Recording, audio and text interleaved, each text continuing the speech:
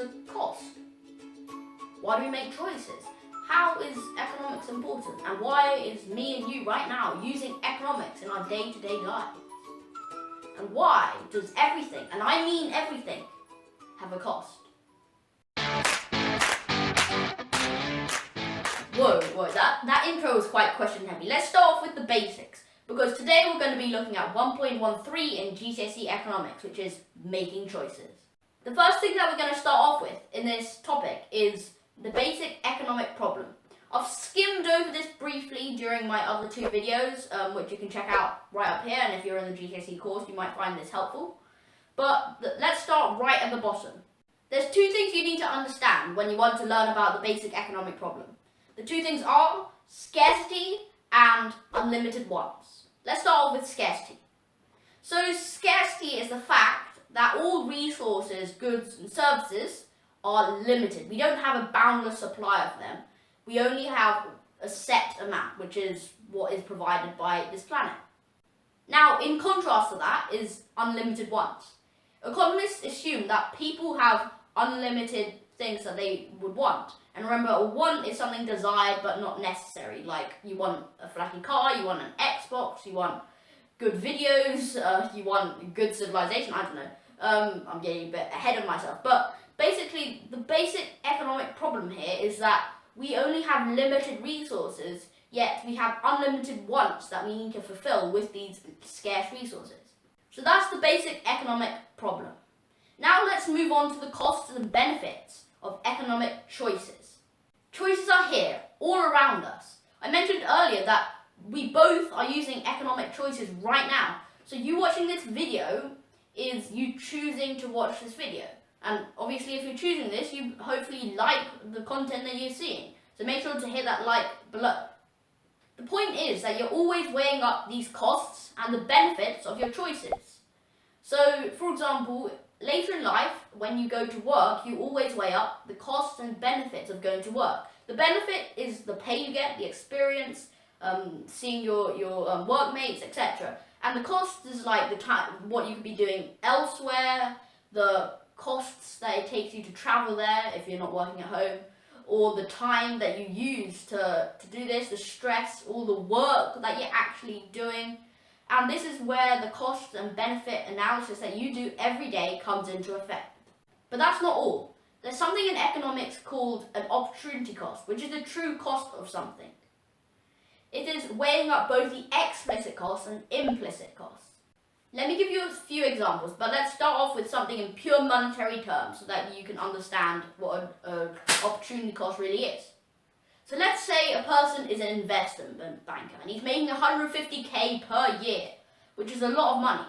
But then he doesn't really enjoy his job, so he decides to leave and then starts to become a manga artist, I don't know. And let's say he's making about 30k a year in this job. Most people would say he's earning money at 30k a year, because that's what I just said, right? But an economist noticed that there's a cost missing. This is the opportunity cost. This cost is the value of the next best thing that he's not doing. And the next best thing is the investment banker role, which is giving him 150k if he were to do it. So we actually negate that off the profit that he's making as a manga artist. So we can actually say he's losing money. He's not even earning an economic profit, because the opportunity cost is making him lose more money. So that's a negative 120k. Now this might seem a bit stupid, putting these really vague costs onto it, but you do it all the time. Let me give you an example. You know what? I don't even need to give you an example. You're giving me one right now, because you watching this video is doing this cost and benefit analysis and working out that the benefits that this provides is more than the costs. And right now you might be thinking, this is YouTube, there is no cost. But there is. The cost this time is, again, the value of the next best thing you could be doing. And this time it's not really in monetary terms. The first one was a bit easier to understand. But this time we're looking at the time that you're using to do this. Because you could be, right now you could be, I don't know, sitting on your sofa playing on your PS4. or you could be, I don't know, picking cherries outside or eating a cake. I don't even know what you would be doing. But that's the thing.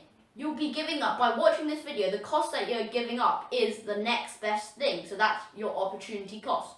And what the crazy thing is that economists even make these calculations. They use something called a U-tool, which is like a happiness point. It's the sort of satisfaction that you gain from doing something, which seems a bit odd and it's going a bit over the top. But think about it. You do it subconsciously all the time. When you decide whether you want to go out or stay at home, you think, what's the cost? You think of the monetary cost. It's going to cost me it's going to cost me like £20 if I want to go out and eat, but I'm going to get some U-tools of satisfaction from going out, and I'll be able to see my friends and stuff like that. You always make these subconscious decisions. You might not do this calculations as such, but you will subconsciously make that cost-benefit analysis decision. And this is why everything, and again, I mean everything, has a cost.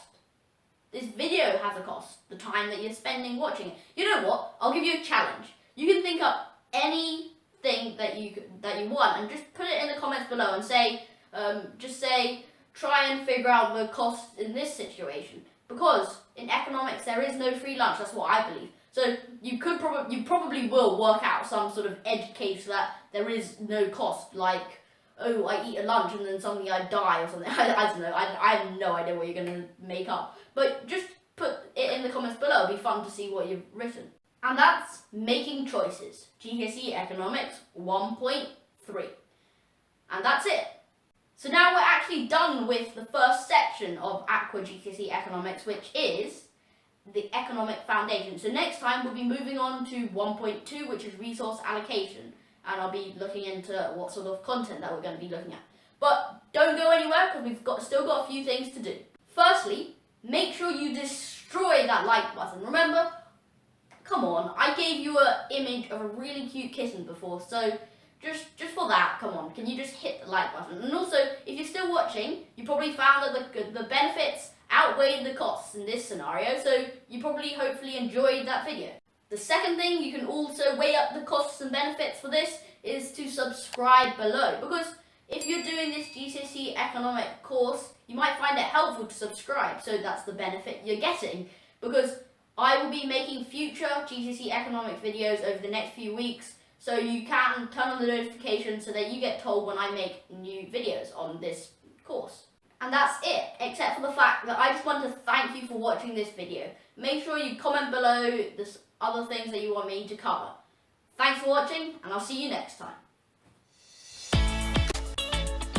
Just to end, I just wanted to say that the next video is going to be, just click right here for the next video. If you're not in the playlist, you can click right here and just wait a few seconds, and then hopefully you'll change to the previous video if you haven't watched that. Thanks for watching, and I'll see you next week.